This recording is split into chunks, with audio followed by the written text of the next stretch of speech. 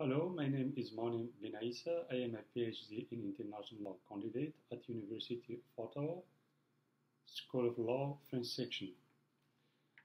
I am pursuing my research with a focus on the law of the sea, wishing to establish a career in protecting oceans and coastal zones. So today, I am going to speak to you of a subject of actuality, which is entitled Reflections on legal implications for the European Union and the United Kingdom in fisheries, challenges and prospects. In the marathon of negotiations that will open between Europe and the UK, British waters will be on the front line. They are full of fish, close to the European ports and object of historical rights which could not resist the Brexit. It is not clear, however, that Brexit will be simple for fishing.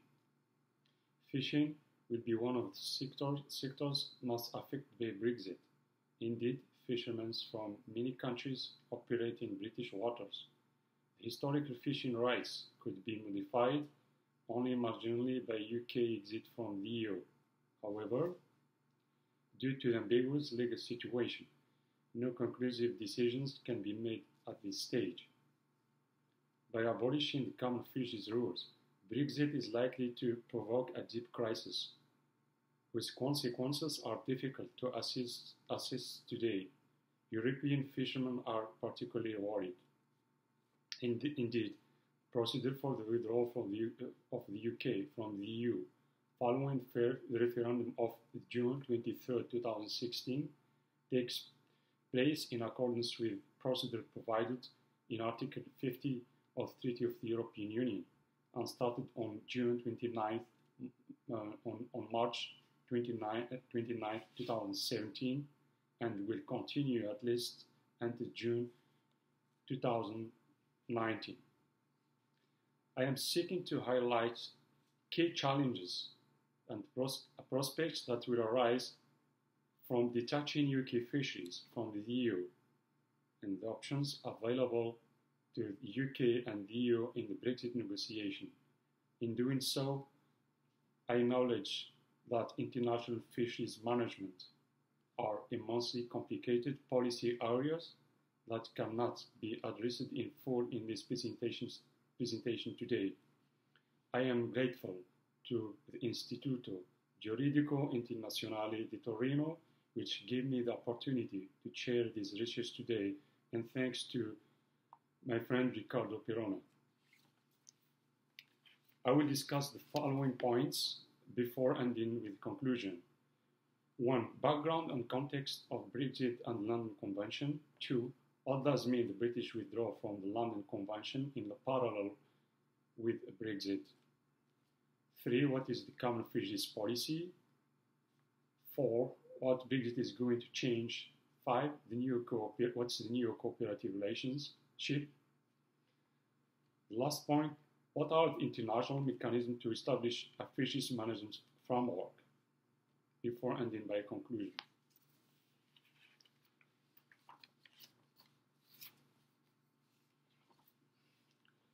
Background and context of Brexit, London and London Convention. The vote to leave the EU and with it the common fisheries policy has raised expectation for the future of fisheries policy that may be hard to deliver. However, the majority of commercial fish stocks in the UK waters are shared with other states, rendering continued cooperation with the EU and other neighbouring states crucial to the sustainability of these stocks. The UK will be able to negotiate new quota shares and to withhold access to fishing in UK waters as a bargaining tool for achieving increased allocations. Yet the UK may come under pressure to balance this potential against the need for continued trade in fish with the EU. Landing data offer support to the argument that the UK receives a disproportionately small quota of stocks that are caught in the UK economic exclusive zone, but many stocks spend part of their lives in exclusive economic zones of other countries and cannot be regarded as only UK fish. Failure to recognize that shared stocks requires shared management could lead to overfishing and overexploitation of these stocks. It will be crucial to seek science-based agreement on how such stocks are shared to ensure their long-term sustainable exploitation. Catch statistics suggest that the EU vessels have a clear interest in preserving access to the UK economic exclusive zone. There is an imbalance between the benefits derived by EU vessels fishing in the UK economic exclusive zone and those derived by UK vessels fishing in the European Union. Unilateral restriction on access to fishing in the UK economic exclusive zone would almost certainly lead to reciprocal restrictions being placed on UK vessels fishing in the European Union economic exclusive zone. This would also have a profound effect both on fishing industry in the European Union and the UK fleet that relies on fishing outside the UK economic exclusive zone. Some form of mutual access arrangement must therefore be negotiated. However, the Europeans need access to the British waters. The British need access to the European market. They sell a lot of seafood in Europe, some of which they do not consume and which they would not know what to do if they were not exported to in the nearby continent. Brexit could primarily affect the fishery sector in Europe on several levels: access to fishing grounds, fishing quotas, European regulations, seafood market. It will also have indirect implications for maritime governance and maritime spatial planning. In the longer term, deployment of marine energies and maritime training could also be affected. In an uncertain context and far exceeding the UK and European Union perimeter, it is not easy to consider the potential opportunities opened up by Brexit. Nevertheless, some lines of thought emerged during our research. They remain problematic pending the fate of the negotiation between the UK and the European Union. Legally, countries like France and Denmark have historical fishing rights in the British waters, rights recognized by the UK when applying for membership to the European Union. They cannot unilaterally return to this recognition. The British also have some historic rights in French water, such in English Channel, which is sometimes Thames. Should historic fishing rights within 6 to 12 nautical miles be respected in any future regulation to access to the UK economic exclusive zone? This may not be the case because historical rights were difficult to define. Rights that have been affirmed by state on the basis of some form of practice or use over a period of time, of considerable time, that has not been challenged and have been accepted. For European waters, most historical, medieval or later rights have been largely reduced to those included in the Fisheries Conventions. The London Convention on Fisheries worked to the detriment of the UK, as the UK has only rights in 5 areas of the coast, while there are 32 European areas where other countries can fish. Point number 2. What does mean the British withdrawal from the London Convention in parallel with Brexit? Signed in 1964, before the entry of the UK into the EU in 1973, the London Convention authorized fishing in area between 6 and 12 nautical miles of the coast of the 6 old member states of the EU: Denmark, Ireland, UK, and Spain. At the same time, the UK decided to leave the London Fishing Convention of 1964 on July 2, 2017, in order to take control of its fishery resources within 12 nautical miles of its coasts. The final withdrawal should take place within 2 years, in parallel with European Union negotiations. Access to European flag vessels in these areas would also be limited, and vice versa, for British flagged vessels close to the European shores. What is the common fishery policy? It's a set of rules for managing European fishing fleets and for conserving fish stocks, designed to manage a common resource. It gives all European fishing fleets equal access to European Union waters and fishing grounds and allows fishermen to compete fairly. The common fisheries policy is probably the most integrated European policy in fisheries. There are no national laws, there are only European regulations we deal for the control of fisheries. For technical measures, example, which needs are we entitled to fish, what fish sizes, what species. Everything is extremely regulated by European rules and standards. This has made it possible in the Atlantic Ocean to halt the decline of fish stocks and to achieve a more sustainable renewal.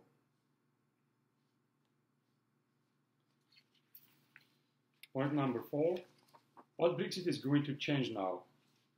The first problem is access to fishing grounds. It would be tragic for European fishermen to not longer have the right to go, especially in the waters of the north of the UK, where there are many fish because the waters are extremely cold. For Eastern Channel Islands, agreement date from before those set up by the European Union.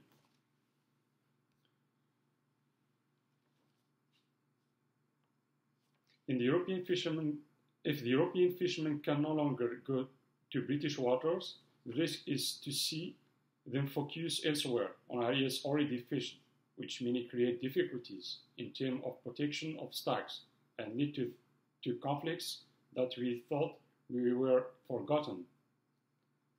Let's remember the beginning of the 90s, before the European agreement was stabilized, we saw real collision between Spanish and French ships. Finally, today, those who go to the list in British waters are Spaniards, who represent a large part of the European fishery. They go further south, off the coast of Africa and in the Bay of Biscay. The risk, if the British take advantage of Brexit to restrict access to their fishing grounds, is that the pressure on other sectors becomes strong again. If we have a country that does not respect the rules but can sell its fish on the European market, we will have dumping that is not acceptable. The European Parliament Committee on Fisheries also cited legislative acts that will be affected by Brexit and technical measures. Multi-annual stock management plan for demersal species in the North Sea, management of the European Union external fleet, the management plan for demersal species stocks in the EU northern western waters. In addition, the UK is concerned by several other management plans already implemented.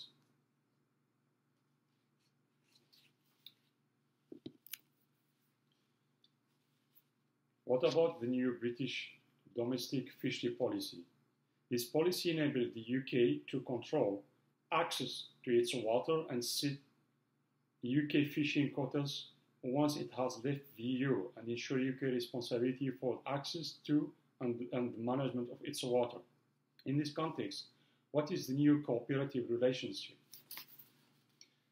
The geographical proximity of the UK to the EU and Nordic states, such as Norway, Iceland, and Faroe Islands, the mobility of many fish stocks, international law obligation to cooperate with adjacent states to manage such stocks, and the risk of overexploitation, all necessitate an effective and immediate cooperative relationship in fisheries management with the EU and other neighboring states.